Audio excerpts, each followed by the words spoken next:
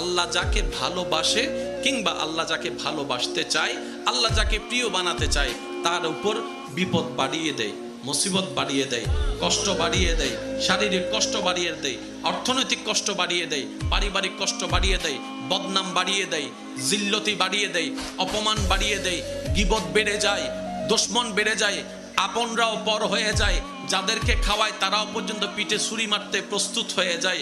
মনে রাখবেন, যখনই জীবনে এমন কিছু অনাকাঙ্ক্ষিত ঘটনা আপনার চোখের সামনে আসবে, আপনার বিবেকের সামনে আসবে, এতটুক মনকে স্থির করিয়ে নেন, আল্লাহ তাআলা আমাকে ধৈর্যের পরীক্ষা নিচ্ছেন। সুবহানাল্লাহ, আল্লাহ আমার ধৈর্যের পরীক্ষা নিচ্ছেন। কেন? কারণ আল্লাহ তাআলা একমাত্র ধৈর্য ধারণকারীর সাথেই থাকেন।